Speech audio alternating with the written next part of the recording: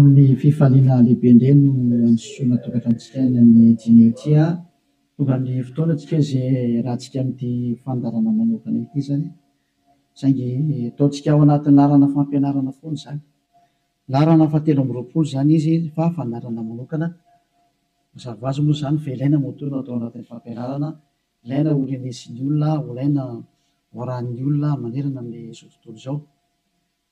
Afaka manaraka nareo amin'ny teny frantsay ao amin'ny YouTube Yahushua TV français. Afaka manaraka nareo amin'ny teny anglais ao amin'ny Yahushua TV Yahushua TV zay mihitsy rehefa sita anglais zay. Ny chinois zany dia Yahushua TV chinois. Reo moa zany ny langy azorana dia ny malagasy moa samy ao amin'ny Yahushua TV malagasy. Afaka mahita ny moa zany ny fandarana ianareo.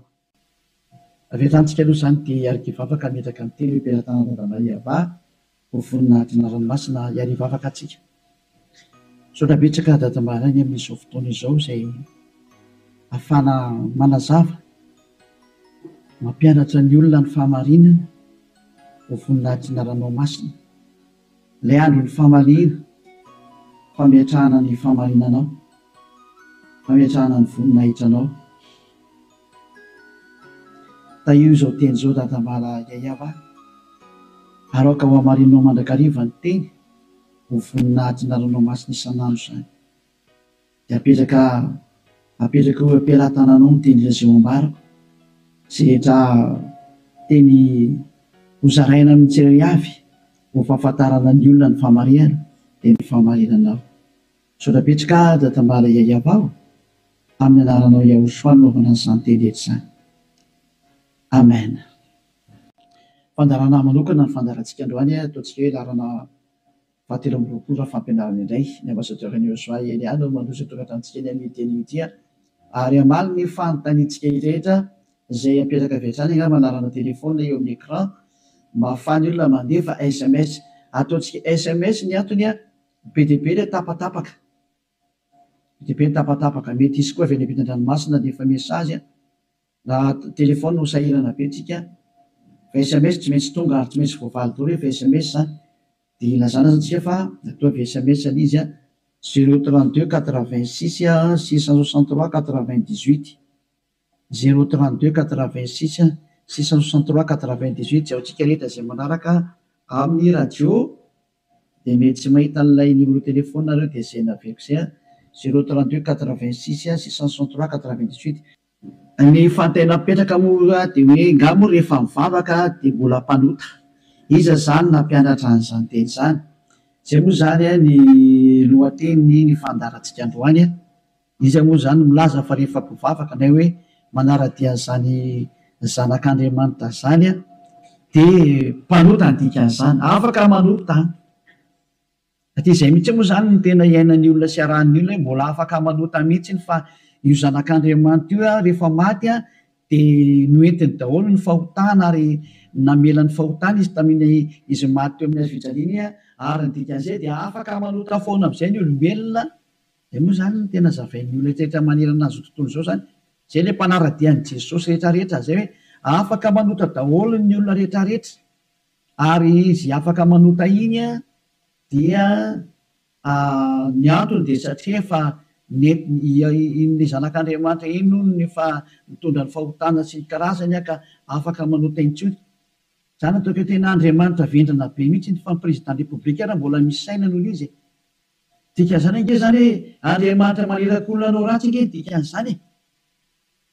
Tena Andriamanitra vendrana be sa mihitsy be ny teny ilay Andriamanitra vendrana be. Zany ma tsy sady tsy namorona iny tsy nanamboatra iny tsy zanak'Andriamanitra zany iny tsy niantona teo amin'ny fijaliana zany Jesosy io teneniko io. Jesosy zany hoe masika be anao tena tonga ny andro andravana zany.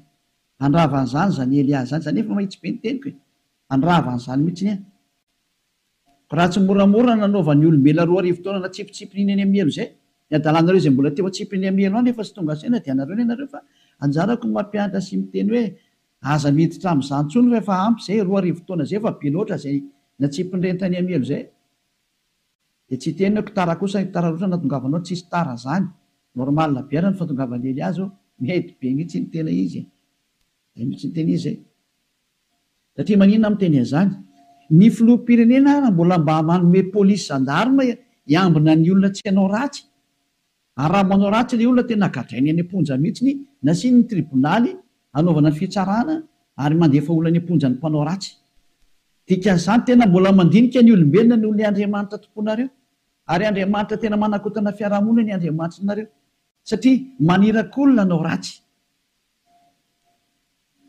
hoe tsy manina fa mahazo manao ratsy anao fa beba fotsiny rehefa tonga sabotsy lady avy areno indray rehefa avy eo dia beba sabotsy lady mazava be ny teny ely aho hoe ny filoham-pirenena raha mbola misy saina ary ny prime ministre malagasy raha mbola misy saina raha malagasy no resahana dia ny prime ministre nareo ny tanàna izay misy nareo any raha ny Amerika zany dia ny filoham-pirenenareo mbola misy saina no le jizasinareo na any amin'ny Frantsa dia ny filoham-pirenenareo mbola misy saina no Jésus nareo satria ireny ara mbola mitady ny hevitra ny tsy hampanotanareo sazinareo raha vao manao ratsy mbola misy saina noho ny Andriamanitra nonge ho any filoham-pirenena dikan'izao mbola misy fahendrena ny filoham-pirenena sy ny prime ministre sy ministra noho ny Andriamanitra tomponareo adalanareo zay hanompo an'izany zavatra zany mba tonga saina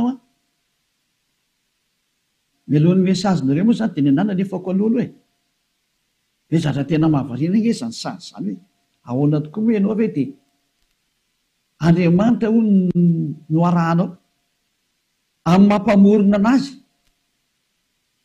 zany any ianao zany ny dikan'izay raha mpamorona izy mpamorona eo Andriamanitra io dia zany any ianao zany ka raha mpamorona zany le Andriamanitra maninona moa izy mamela ny zanany andehanao ratsy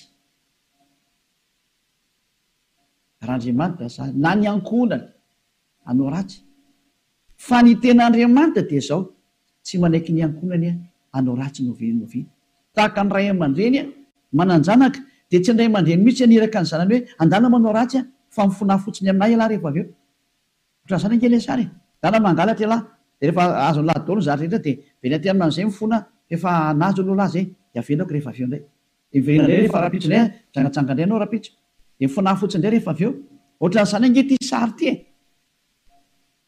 tsy mba Andriamanitra zany aminahy fa devolo manao an'izany hevitra zany tsy mba misy Andriamanitra ny teny an'izany zao ny tenyle Andriamanitra marina fa zany moa fampidirana taony ary teny entina tonga sainanareo hoe tsy izy mihitsy ny ty Andriamanitra ny tomponareo hatramin'izay ty fa mpiara-miasa amin'ny devoly zay moa le fampianarana tary amin'ny numéro 18 sy 19 zay mpiara-miasa amin'ny devoly io ny androny dia zao ilay tena Andriamanitra dia namoaka an'izao fanambarana zao aza manota intsony zay ny tena baiko n'ilay Andriamanitra tena marina hoe aza manota intsony ka raha izay Andriamanitra tena marina zay ny namoaka an'izay baiko zay aza manota intsony zay ahoana moa zany ianao ny lasa mbola misy miteny hoe mahazo manota kambo fa netin'ilay zanak'Andriamanitra ny fahotanao dia afaka manota anao fa mibebaka fotsiny rehefa avy eo tena zany rehefa te ny feon-demony ny teny izy ohatsy rehefa tsika ny histoiran'ilay vehivavy janga ilay vehivavy janga any dia zao rehefa nijangatsanga izy dia tratrany olona dia nomelohan'ny olona ary nandeha hovolora rehefa nentina teo amin'ny Joshua izy dia hoy Joshua hoe zay tsy nanota taminareo naoka hitorabato azy voalohany zany ny tenyilay zanak'Andriamanitra tena marina zay kanjo moa zany hiala daholo ny olona tsisy afaka nitorabato satria samy mpanota daholo dia izy amin'izay Joshua mantsy an'ilay olona hoe raha vehivavy eo nakaiza daholo ilay olona naiky hamonanao teo dia tsisy eo tsony tompoko tsy nisy nanameloko anao va dia tsisy io tsisy dia izy Joshua hoe za koa tsy manameloko anao tsony teo zany le fanadiovana teo za tsy manameloko anao tsony zany hoe nodiovina ilay vehivavy nomboka teo hoe za tsy hitondra fanamelona anao tsony fa izao kosa manomboka eto aza manota intsony ianao izany hoe izay olona ny fanena tamin'ilay zanak'Andriamanitra tena marina dia nahazo an'izay teny izay taona hoe manomboka eto aza manota intsony zay ny tena ny fanena tamin'ilay zanak'Andriamanitra maro matoa zany nareo mbola manota mandrak'androany tsy ilay zanak'Andriamanitra tena maro ny fanena taminareo fa devoly ny fanena taminareo alay tomponareo tena devoly akitsy raha fotsiny zao Lovaka itsika zay tantara zay. Zay ihany dia efa ampiandiniana reo ny zavatra rehetrarehetra sany zay. Zay ihany dia ampiandiniana reo ny zavatra rehetrarehetra zay. Mba jerevantsika mba ampidirina kely angamba ty teknisianina. Jaona 9 andininy fa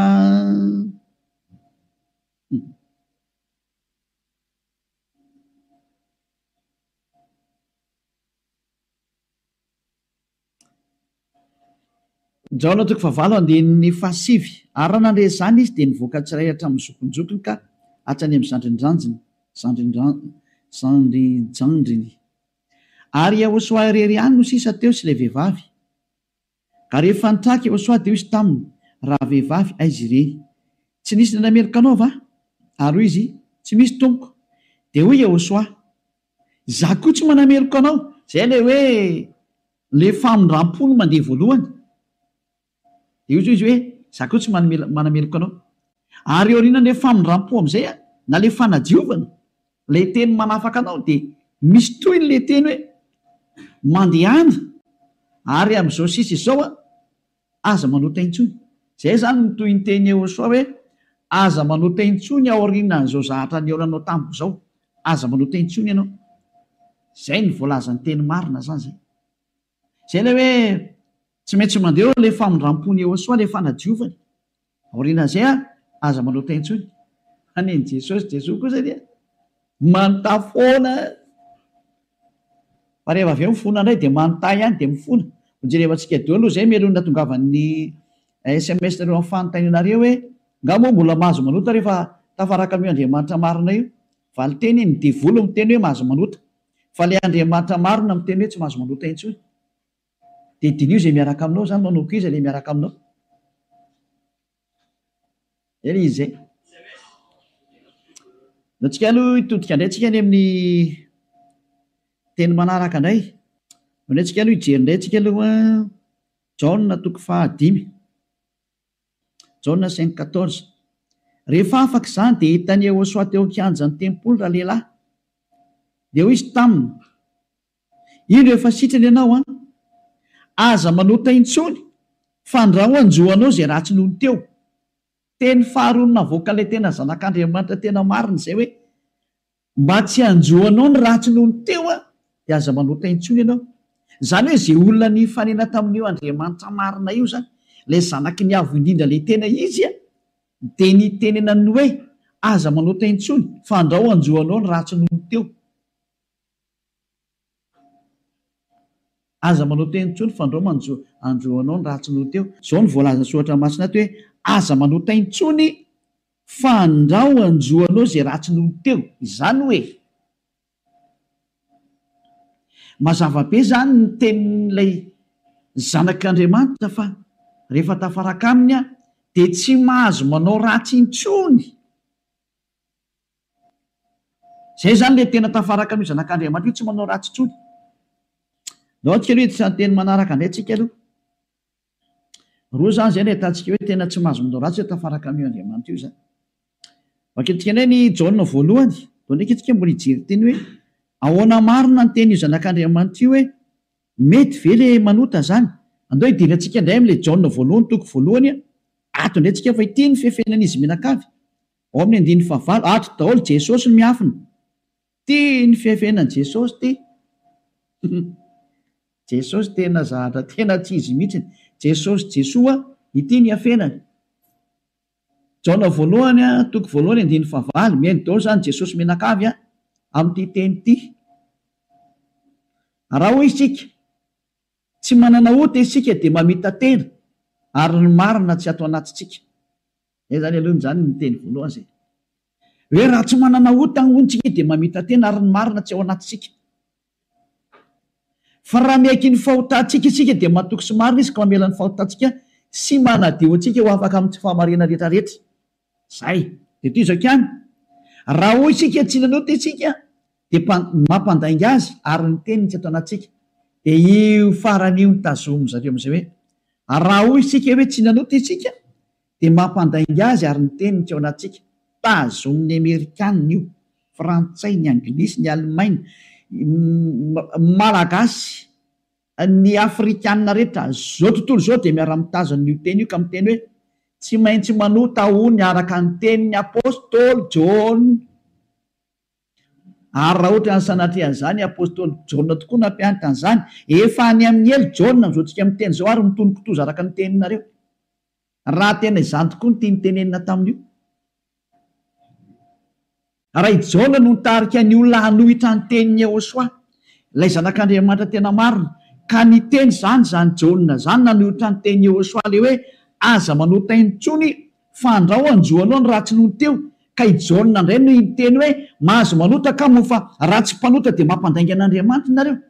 Dia miteny aminareo fa efa any amin'ny elo John amin'izao tsika miteny zao. Ary mahitsy be ny tenin'ny ely hafa tsy sangina mihitsy izany teny zany. Any amin'ny elo John na hoe Ioanana. Satria navita nanohitra ny Yehosoa, ka zay manohitra ny Yehosoa na apôstôly na iza na anjely na iza na fanahy masina na fanahy iny, any amin'ny elo zay manohitra ny Yehosoa. Satria ny tenin'ny Yehosoa dia tenin'ny dada Yahva. Tahaka ny Elia tsy manohitra ny tenin'ny Yehosoa mihitsy. Mazava zany zay teny zay. Ka raha io teny io ny afina fenanareo dia miara-mitsipy any amin'ny elo miaraka amin'ny John nareo satria nanohitra ny tenin'ny Yehosoa. Satria ny tenin'ny Yehosoa dia ny teny mihitsy hoe aza manota intsony. Ka raha ohatra ireo milaza fa i John no nampanota anareo, miara-mitsipy amin'ny John any amin'ny elo nareo. Fa tsisy Andriamanitra tia lalan'izay John zany na tia lalanao. Fa i John sy ny olombelona dia mitovy ihany. Ka raha nanohitra ny tenin'ny Yehosoa zany John zany any amin'ny elo izy amin'izao tsika miteny zao. Any amin'ny hery tahaka anareo rehetra. Dahora jerevantsika le fandehan'le teny azy. Inona tonga ny John ny teny an'io? Ny olona izay mbola tsy tonga amin'ny Yehosoa, raha izy no miteny hoe tsy manana ota za, dia mamita teny izy ary ny marina tsy ao anatiny. Izay ny dika ilay aty amin'ny 9 sy 10 hoe raha hoy isika tsy nanota isika dia mampandainga azy. Satria ny olona rehetra tokoa dia tena mpanota daholo, ary ny tenin'Andriamanitra dia milaza mihitsy fa ny olona dia mpanota. Samy nanota izy rehetra ka tsy esy manana ny voninahitra avy amin'Andriamanitra. Reny le izy reny. Raha mbola tsy tonga amin'ny Yehosoa ilay olona dia tsy maintsy mpanota izy. Izay ny dikan'io teny io. Izay ny dikany hoe raha misy miteny hoe tsy manana ota dia mpamita tena ary ny marina tsy ao anatiny. Satria ianao raha mbola tsy tonga amin'ny Yehosoa dia tsy maintsy mpanota ianao. Ary zany ny ilazana amin'ny Jesosy izay olona miaraka amin'ireny fa olona mpanota ireny satria tsy mbola tonga aty amin'ilay tena izy. Fa ao amin'ilay pisoloky nareo no nandeha. Dia hoy ilay pisoloky mahatsinareo hoe mpanota nareo. Pisoloky io tsy niantona teo amin'ny fijaliana Jehovah zatra mpamitaka io. Samy mijery ny marina tsika. Mioka anao teo ny tenin'ilay zanak'Andriamanitra. Ny tenin'ilay zanaky ny avy indrindra fa mioka anao teo e. Ka aza mamaly tsony ianao. Fa ny tany sy ny lanitra ho levina hoy Jehosoa fa ny teniko tsy ho levina mandrakizay. Aza hoe izay teny izay. Ka raha ny teny izy hoe aza manota intsony dia tsy misy mahazo manapotika izay teny izay. Matthieu 24 firinga amin'izy loatra efa tsika kely teny. Hitina kely ihany tsika aloha. Matthieu 24:35 sa 33. Ohatsy rehefa tsika kely aloha. Matthieu 24:35. Matthieu 24:35. Ny lanitra sy ny tany ho levina fa ny teniko tsy mba ho levina. Ny lanitra sy ny tany ho levina ozy ilay teny fa ny teniko tsy mba ho levina. Izany hoe ilay teny hoe aza manota intsony tsy ho levina mandrakizay. Ka raha nisy nandevina an'iny dia vory izay nandevina an'iny. Raha nisy ny teny izany hoe tsy maintsy mpanota nareo ka, tsy maintsy manota nareo ka, dia manohitra an'ilay teny ilay zanak'Andriamanitra amin'ny teny hoe aza manota intsony. Ka raha misy izany nampianatra nareo hoe tsy maintsy manota, dia ny kontra n'io tenin'ilay zanak'Andriamanitra marina io, ary rehefa ny kontra ny teniny dia devoly izay nanohitra anazy. Satria ny teniko izy tsy azo levolina. Izany tonga namiteny hoe tandrema ianao tsy misy John ny teny taminao mihitsy hoe ndany ianao manota fa ny agigenao mahatonga anao miteniteny foana eo. Ianao no te hanao zavatra tsy manjary amin'io Andriamanitra marina io. Ianao no te hanao ratsy ihany dia ilay Andriamanitra marina no endrikendrehanao. Daholo aloha tsika anaraka an'ilay teny zany. Ohatrany ohatra mafimafy be iny teninao ambassadeur Jean. Tena tsy mafy zany. Raha ny mora indrindra tokony renisy ny sofinao zany fa tokony mafimafy noho zany no tokony hoeninao satria be izay nahadalana nataonareo izay ve? Tsy hoe heverinareo fa faly aminareo Andriamanitra tokony fampianarana io. izy very miteny hoe aza manota intsony de nareo nefa ry mamaly hoe tsy maintsy manota fa tsy possible mihitsy izy zany. Nareo no te araka amin'le Andriamanitra tsy izy nareo any de ny famarina le Andriamanitra kosa ny potipotenareo. Iza mampanaonao an'izany kosa ny ana daoary jaona voalohany toko voalohany 9:9. Koa raha hoy isika hoe tsy manana ota isika dia mamita tena ary ny marina tsy ao anatsika. Zay aloha zany le hoe raha misy mbola sy tonga ao amin'ny Ôsoa anao de mpanota ianao ka raha ianao raha mbola sy tonga ao amin'ny Ôsoa no miteny hoe za tomko tsy mpanota intsony de mpandainga ary mpamita tena. Zay no mahatonga an'izay niaraka tamin'i Jesoa rehetrarehetra na Jesoa tsy haiko fazan'ireo azy Jésus Jesus ny teny daholo nareo hoe mpanota satria tsy mbola tonga atao amin'le izy nareo de tsy maintsy miteny mpanota nareo porofo mitohaka amin'ny tendanareo fa tsy mbola tonga ao amin'le tena le zanaky ny avy nareo fa pisiloko io miaraka aminareo sady mpandainga ny pisiloko tsy niantona teo amin'ny fijaliana zany kory io na ny kely ary tsy nanitsaka tety kory ny ary ny tongotro io. Toizantsika amin'izay ny 9:7. Fa raha miaiky ny fahotantsika isika, mila miaiky ny fahotanao ianao zany dikan'izay de mahatoky sy marina izy ka mamela ny fahotantsika tena tande mamela izy raha miaiky itsika ary manadio antsika ho afaka amin'ny tsy fahamarinana rehetrarehetra, afaka daholo ny tsy fahamarinanao rehetrarehetra hatrany amin'ny fieritreretana ratsy voadio daholo mihitsy. Tsy mety manana saina ratsy mihitsy fa tsara foana ny saina, tsy mety mandeha makany amin'ny zavatra ratsy mihitsy izy fa ho an'ny Ôsoa daholo ny zavatra rehetra. Zay ny fiainany, ny fiainany de ho an'ny Ôsoa, velona ho an'ny Ôsoa, miara-mipetraka amin'ny Ôsoa, miaina ho an'ny Ôsoa, Ôsoa ny antony fivelomany.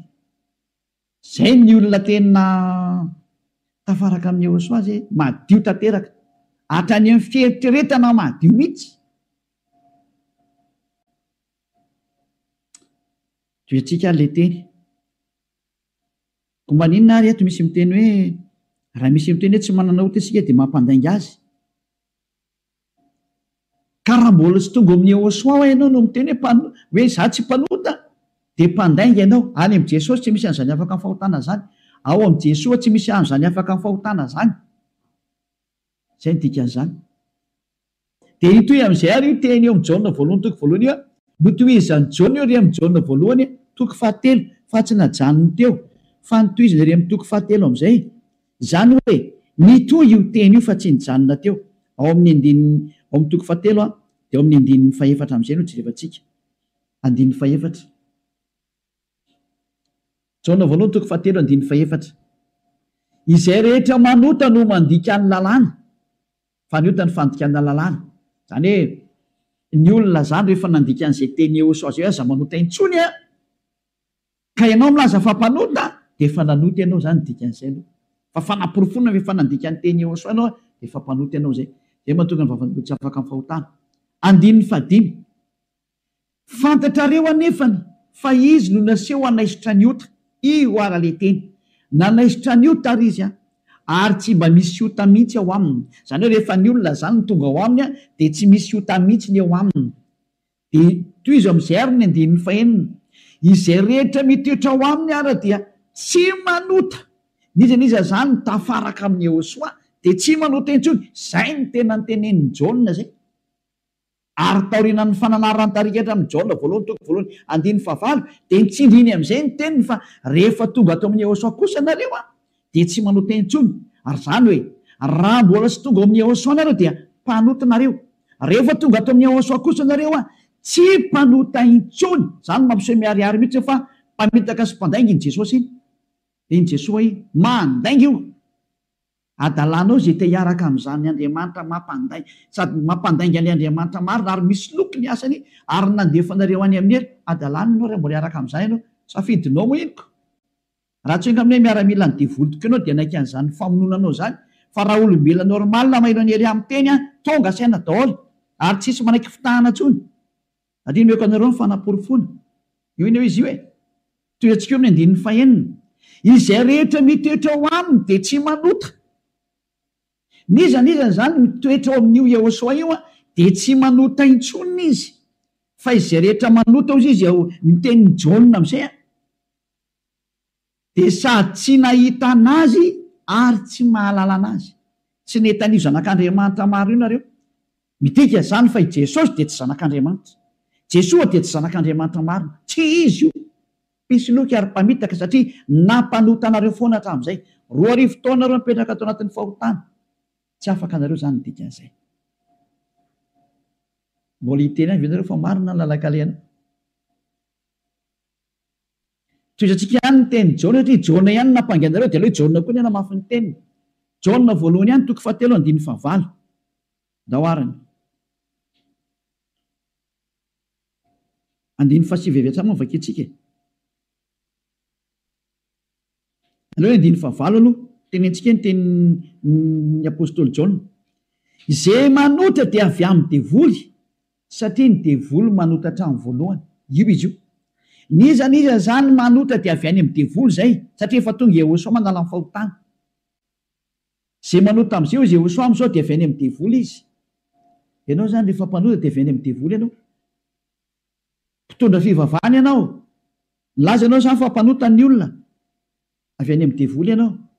Andriamanitra tompony olona ianao. Laza ianao fa mpanota ny olona ary ampirisinao ny ota ny olona. Avy any amin'ny devoly ianao.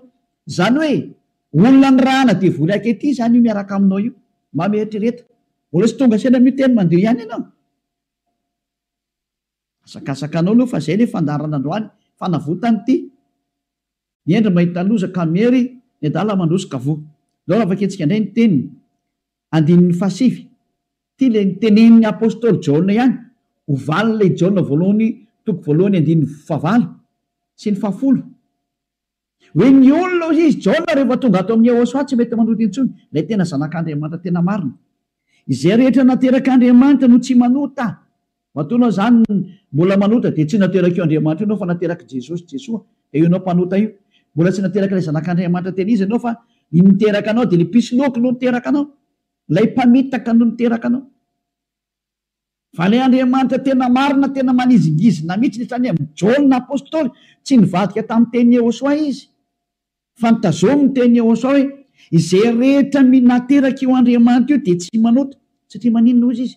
Satria ny voany mitoetra ao anatiny ka tsy mahay manota izy. Tena ntsindriana fandroany. Tsy mahay manota izy. Fa maninona hoy satria nateraka Andriamanitra. Izy zany nateraka io Andriamanitra io de tsy manota intsony. Fa zay nateraka iny devoly io manota foana ary miteny hoe tsy maintsy manota sy ny karazana. Devoly ny rainy. Soratra masina daholo miteny anio a. Tsy misy nidirany Elia mihitsy ny zanona kely fa samy soratra masina jerevantsika ary confirmeny Elia mihitsy ny teny le zanak'Andriamanitra marina lay maty teo amin'ny azy fijaliana hoe aza manota intsony. Zay ny tena teneny ao anatin'ny baibolinareo zany teny zany. Ao anatin'ny baibolinareo zany teny zany fa tsy zany namorona. Andana avakeo fa nomeko tarihin'ny vovonanomboka ny fandarana. Ao anaty baibolinareo le izy. Ary rehefa avy eo de nitsindrin'ny apôstôly am'izay zany teny hita zany. Mbola nampiny ao amin'ny Jaona voalohany toko 5 mbola nampiny teny akaiky indray 9:9. Jaona voalohany 5:18 ty ndray ny teny manaraka. Jaona voalohany 5:18 mbola nitsindriny Jaona daholo ny teniny. Io zany tsy Jaona akory no makany amelo sanatria zany fa ianareo no makany amelo zay nanendrikendrika ny Jaona. Nanendrikendrika ny apôstôly Jaona salary Saolina, salary Ioanana. Ianareo zay nanendrikendrika anazy mitsipy makany amin'ny elo fa tsy satria tena niteny mihitsimihitsiny. Ty ndray fa naporifona manaraka. Mbola Jaona ihany no teny aty. Fantatsika fa izay rehetra naterak'Andriamanitra dia tsy manota. Fa izay naterak'Andriamanitra dia miaro ny tenany ka tsy mikasikazy akory ilay ratsy. Tsy azony devoly kasena mihitsy ny olona miaraka amin'io Andriamanitra marina io. Izay nateraka eo Andriamanitra io. Matoa zay ianao mbola mpanota nateraka devoly ianao. Zay miaraka aminao zany mpiara-miasa amin'ny devoly ny dikan'izay. Zay ilay fampianarana numéro 18 sy 19. Hoe mpiara-miasa amin'ny devoly io Jesosy Jesosy nao. Jésus Jesus nao io ry Amerikanina. Ary frantsay ry anglisy avy any aminareo fampianarana io. Nareo no tonga ny unité nakety atody kely amakany aminareo mihitsy zao ny teny. Ahoana io teny io? Nampianaranareo dao zao toy zao lasa mpanota. Ahoana? Pozinareo ny olona. Zao le Jesosy nareo zao. Vao tsy tonga saina ihany. Vonoanareo dao ny olona teto ambony ty tany ty. Matinareo ohatrany amin'ny malagasy rehetra rehetra. nampidirinareo zava-dosany teto amin'ny tanin'ny malagasy, tany amin'ny tanin'ny frantsay, tany amin'ny tanin'ny anglisy, izy tompony ihany moa zany. Andriamanitra tsy izy natsofoko ny tena ampalahelo le sary misy velantsika any zany rehetra zany, fa ny eny ao mahita losaka ambeny ny adala mandrosika voe toy antsika amin'izay ny teny ary tia nentiko amaranana anazy dia afaka miditra daholo amin'izay tsika amin'ny mesazy satria efa 37 minutes izay ny resako dia afaka miditra daholo amin'izay nareo araka ny bokyny misy ny Hebreo toko 10 andininy 420 ho an'ireo izay milaza fampanota na hoe mifona dia mivavaka dia mifona dia manao ratsy dia mivavaka dia manao ratsy dia mifona moa manao ratsy dia mifona dia manao ratsy dia mifona. Ity ny tenin'Andriamanitra nomena anareo ho an'ilay olona manao an'izany adalana minimanota zany nampianaran'i Jesoa anareo. Jesosy dia jereo zava-doza amina tambo tena fanohitra amin'ny soratra masina mihitsy ngeny teny izy. Dia hoe tena devolina mpianatra anareo an'ity resaka hoe tsy maintsy manota ity. Nareo tsy afaka dia ilay Andriamanitra marina ny endrika andianareo. Ny teny demono ny tazominareo. Izay koa ny tena point ambony indrindra ato amin'ity fiarahan'Andriamanitra ity satria Andriamanitra io tsy mihaino mpanota. Ka le manafaka anareo amin'ny fahotana mihitsy tsy ekeny hatramin'ny farany mihitsy, tsy eken'ireo devoly ireo. Ary izany ny fampianarana alefan'i Jesosy Jesoa aminareo Jésus Jesus hoe aza atao afaka amin'ny fahotana mihitsy ny fa io tena sakafon'izareo io. Satria raha vao afaka amin'ny fahotana tafaraka amin'io Andriamanitra io avy hatrany. Ataony tsy afaka ao mihitsy nareo. Satria sady mpandainga ny mpangalatra ny mpisoloky ny mpiteny ratsy ny mpanao teny vetaveta tsy haiko intsony izay ataonao rehetrarehetra any. Izany ny faratsinareo. Andininy 420 Hebreo toko 10 Hebreo 10:26. Fa raha minimanota isika rehefa nazo ny fahalalana tsara ny marina, minimanota. Ny atao hoe minimanota dia mifona androany dia mamerina rapitso. Mifona indray raha afaka pitso mamerina ny ambadika an'izay. Mifona amin'ny sabotsy mamerina latsinainy. Mifona amin'ny lahady mamerina amin'ny zoma. Izany ny atao hoe minimanota raha tsy hainareo. Dia cercle vicieux miverina eo foana io. Ianao mihitsy n'izany voateny izany. Ianao izay mijery tsy mihaino anahy io. Ary le tena tsy te haino kanefa tsy maintsy mihaino ianao fa hamono anao ty teny teny. Ity teny ity ny mamono anao sy mamely anao na manavitra anao. Rehefa ranao ny teny marina ny Hosoa ilay zanak'Andriamanitra marina hoe za tsy hanota intsony dia anatona aty amin'ny Eliana fa tena ho afaka ianao rehefa maka aty. Dia afitra ianao izay. Tsy mamono anao ty teny ity. Fa rehefa tsy raharaha kosa ianao ary tsy vakianao aloha ty dia izao teny henonao izao na ho tapenanao aza ny sofinao na hisitrika anaty lavabato ary ianao tsy te hiaina alefanao anatin'ny tany loanao ohatra ny Aotrisy mamono anao foana ty teny ity. Tsy afaka eo mihitsy ianao ninina ho ataonao. Teny marina ingety ao anatin'ny baibolina ingety daoarany. Raha minimanota isika rehefa nahazo ny fahalalana tsara ny marina dia tsy misy fanatitra noho ny ota intsony. Tsy misy fanatitra ho anao intsony. Indray mandeha ihany izany ianao mahazo ny famindrampo io. Dia ny aoriana izay tenin'ny famindrampo izay ohatra nataon'ny Hosoa hoe za tsy manameloko intsony na hoe natao batisa atao amin'ny Hosoa dia afaka izay ilay tena izy izay. Dia izy amin'izay ilay zanak'Andriamanitra marina hoe tsy misy fanatitra noho ny ota intsony fa fiandrasana mahatahotra ao 9:20 amin'ny fitsarana ho tsaraina ianao izany ary fahatezerana mirehitra izay andaniny fahavalo rehetra kosa. Lasa nivadika fahavalo ianao. Ny olona minimanota sy mpanota izany dia fahavalon'io Andriamanitra marina io ary miomana ianao amin'ny fandorana anao ary miomana ny fitsarana izay milezana anao. Dia ilay hoe ny aza mba maty ianao ho hitantsika eo ny toyny nefa ny teny izao mbola velona izao dia efa mandeha ny fahamaliana. Tsy misy an'izany miala mora izany intsony izao tadidio izany. Andron'ny fahamaliana izao efa tapitra hatreo ny andron'ny fanginana. Andron'ny fahamaliana izao. Izay rehetra nanao an'io Andriamanitra marina sy nanambany sy nanao ratsy amin'io Andriamanitra marina io izany. Nanao tsinitsinina ny teniny sy nanambany ny teniny ela rehetrarehetra. Tsy misy hafamaina izany intsony izao. Nanao tsinitsinina ny teniny sy ny asany rehetrarehetra aza mamana tena izany hoe miala maina izany. Nanao kasiparana ny teniny. Izy milaza fa afaka amin'ny fahotana izay miaraka aminy. Ianao ry maneritra hoe tsy manino. Tsisy an'izany fa ama olombelonao mikomprandra anao izy. Taiza nisy Andriamanitra mikomprandra anao. Raha ny komprandra izy tsy nalefa ny safidrano. Raha ny komprandra izy tsy nalefa ny dao izao karazana retina izao. Raha ny komprandra izy tsy nataony maty ianao. Ary raha ny komprandra izy tsy natsipiny amin'ny herin'ny olona. Ary raha ny komprandra izy tokony tsy nandevoziny zanak'Israely. Fa nandevoziny hatrany mandrakizao mbola mijaly foana na niverinao amin'ny tany izy mbola fahoriana foana. Tsy tsy micomprendre anao zany io Andriamanitra io fa asory anatin'ny atodoanao zany. Tsisy Andriamanitra micomprendre anao zany. Ty any ny fantany aza manota intsony zay ny teneny dia tazoma rehefa te ho any aminy. Izy koa ny tompony lanitra ny lanitra eo ka tsy anao nitsotsotso makany. Efa nyteny izy fa masina ny Andriamanitra reo ary zay raka amiko tsy maintsy masina tahaka. Zay ny dika ilay hoe Matthieu 5:48. Matthieu 5:48 aoko tanteraka ianareo. Zay aleo zay ny amaranantsika azy tanteraka. Matthieu dia afaka miditra amin'izy nareo mesazinareo mba hafany be sy ny maro tafiditra daholo dia maliko anazy. Matthieu 5:48 koa amin'izany aoko tanteraka ianareo toy ny fahatanteran'irainareo zay any an-danitra. Ianao zany dia efa nomeny Iehosoa baiko hoe rehefa teo any amin'ny lanitra ny lanitra ianao aoka ianao tanteraka atao ny sitraponao atete an-tany tahaka ny any an-danitra any amin'ny lanitra ambony any zany. Manomboka eto ianao zany dia tsy maintsy tanteraka. Dikany tanteraka ao amin'ny teny anglisy dia hoe perfect. Ary ny teny frantsay hoe parfait. Ianao zany mila parfait, perfect, tanteraka ozy ny tenin'Andriamanitra rehefa teo any amin'io Andriamanitra marina io. Fa ny olona zay tsy parfait tsy mahazo miditra makany zany.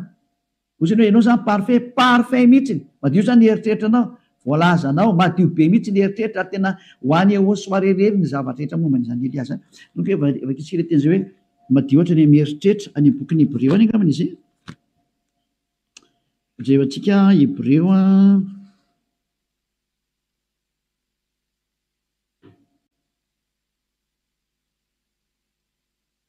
tsy le mainka fanirany Iehosoa zay manaty.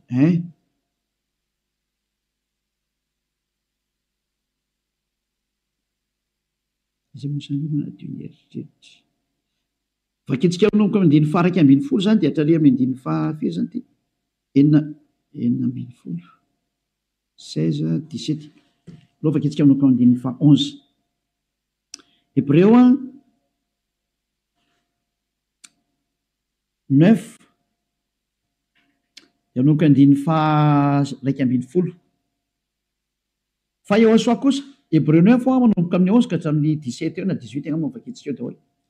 Fa Iehosoa kosa rehefa tonga ompisorona be ny amin'ny zatra tsara ho avy dia namaky teo amin'ny tabernakely lehibe lavitra sady tsara lavitra zay tsy natao tanina, zany hoe tsy misy an'izao zavatra rehetra izao.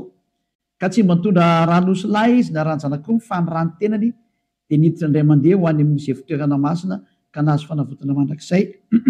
Vadindrindra fa raha ny ranosy lahy sy ny ranomby lahy ary ny lavelom-batotrony vavy avy afafy amin'izay voaloto no mahamasina hatrany amin'ny fanadiovana ny nofo maika fa ny rany Iehosoa zay nanatitra ny tena tsy manatsinoan'Andriamanitra tamin'ny alalan'ny fanahy mandrakizay no adio ny fieritreretanareo ho afaka amin'ny asa maty mba hanimponareo an'Andriamanitra velona. Tsy tomba tany amin'ny 15 tsika fa teo amin'ny 14 dia hitantsika ilay zany io izy io. Zany hoe madio hatrany amin'ny eritreritra rehefa tonga amin'ny Iehosoa. Tsy misy maloto zany intsony eo aminazy. Afaka daholo ny zavatra rehetra. Zany ilay tena Andriamanitra tena marina zany. Izay ilay tena niantona teo amin'ny fijaliana, izay ilay tena nandatsaka ny rany, izay ilay tena zanak'Andriamanitra marina indrindra. Izay ilay niteny hoe aza manota intsony ny anarany Iehosoa no anarany. Zao toriany Elias. Tsy azo ovaina koa izay anarana izay satria tsy misy anarana hafa nomenan'ny olona mba halanitra zao na famonjena. Ka rehefa Iehosoa ny anarany tsy azo ovana zavatra hafa intsony izay. Ary Iehosoa rery na vita nafaka amin'ny fahotana tsy azonao ovaina zavatra hafa na atao ovaina atao parallela amin'ny zavatra hafa. Devoly manao an'izany, mbola devoly koa manao an'izay. Io nareo tsisy afaka amin'ny fahotana io. Fa izay nanatona ny Iehosoa rehetra tamin'ny alalan'ny Elia ankehitriny afaka amin'ny fahotana daholo ary tena madio be daholo tsisy tsinontsony. Anjaranao sisa mandray fanapa-kevitra. Za miteny aza miaraka amin'ny Jesosy, Jesosy hoy miala tao. Rehefa te hitsipy any amin'ny elo mipetraha ao. Efa miteny ho any amin'ny elo anao fa tsy solution zany. Ary anao tsy havita nova-palitao fotsiny ao Jesosy. Tsy misy Jesosy afaka minova-palitao zany fa 2 arivo taona ngenao namono olona zay. Aiza intsony ny vita madika tampoka fotsiny hoe tsika kosa fa tsy manota. Tsy afaka manao an'izany nareo satria manina lay devoly lehibe nareo mihitsy ny eny mihinan-kanina amin'ny fahotana io ka ao namono nareo navelany ho afaka amin'ny fahotana. Tsy afaka ho zany mihitsy nareo zay miaraka amin'ny Jesosy. Moa Jesosy koa tsy afaka amin'izany.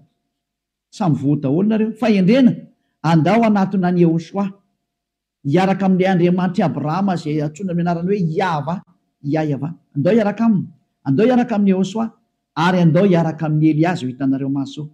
Mpanavitra zany Eliazy zany, mpamonjy zany, ary tsy manaiky ny faratsiana hatramin'ny farany. Tsy manaiky an'io Andriamanitra tsy izy io zany mihitsy. Tonga ny andro andravanany ireny ary tena mandrava Eliazy. Zay koa ny asany atao hoe Eliazy, mandrava ny Andriamanitra tsy izy. Mirary izy so antsika rehetra ho falina indray izany teny zany. Mialamy Jesosy sy Jesoa, mialamy Jesosy tsy zasy, mahitsy be ny tenin'ny Eliazy. Rehefa te ho ripaka nareo dia mipetraha ao. Safidy io sisa.